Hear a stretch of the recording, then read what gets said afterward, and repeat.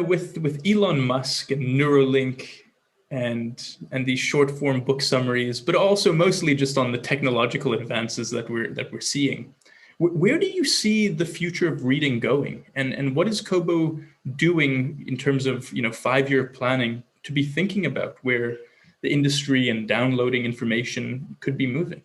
It's funny because I think, as we were talking about earlier, the um, media rarely works on displacement. It mostly um, it mostly just gives a new palette in which a new set of artists or creators can tell a new kind of story or create a new kind of experience. Live performance didn't go away when people figured out how to make film, and orchestras and live music didn't go away when people figured out how to record it.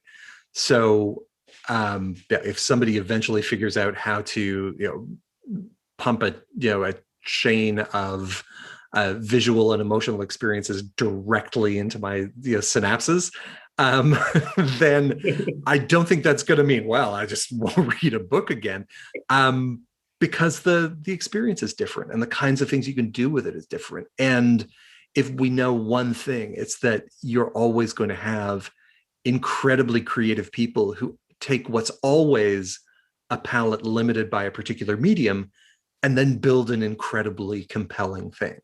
It's people are still shooting photos in black and white. Like there's nothing wrong with constraint as a way to focus creativity, and books have always lived within that too. Like, we've been able to put color plates in books for like for 100 years or more now, and people are still writing stories in black and white ink, and I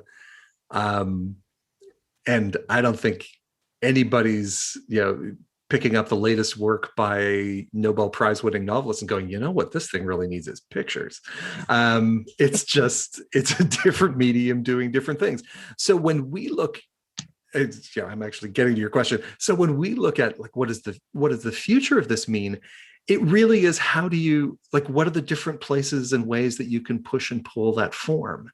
And then for us, we're in one of those interesting places because we are, we're a retailer, we're a manufacturer of hardware, we're the kind of the curator and custodian of a reading experience, but we're also kind of a publisher, and we acquire work and we produce it too. And so we've got this interesting sort of full stack of from creation right through to distribution.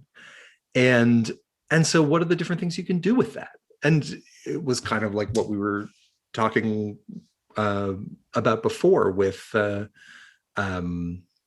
your supervisor, Wade Davis, is, okay, we've got this one form of a novel, which is X number of 100 pages, X number of chapters. And, it kind of is the length that it is because it is, because somewhere back in time, they couldn't make book spines any fatter than that. And people wouldn't buy a book that was too bigger than that because it looked scary on the shelf. But, how can serialization be different? How can stories be delivered differently?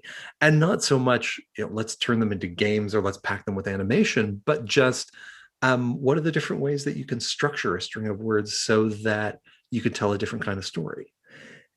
That's, for the people that we have working at Kobo who come from the publishing world, that's what gets them interested in the morning is, wow, I don't actually have to worry about how we're going to wrap covers around this thing. Or, can I can't actually sell a 75-page novel to a bookstore because that's, it vanishes when you put it spine out on the shelf. I can make 100 episode 75-page sort of serial, and some people are going to find that really interesting, and we've got a way to distribute that. On the hardware side, it's the constant search for the even better, even more compelling reading experience. Like, how do you make the perfect reading machine? Mm-hmm. And what's the best way to do that? From a retail perspective, it's how do we get ever better at both that role of curator on one side and creating a bookstore that's really just for you on the other.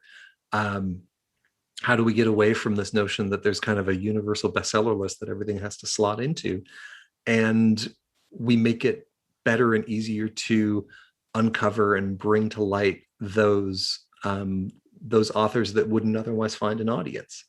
How do we categorize books differently so that you can have more different ways to slice through this collection of millions of titles we have and find things that you wouldn't have otherwise found? So the to-do list is endless, while being in the service of this same idea of everyone has a reading life and we want to make them better.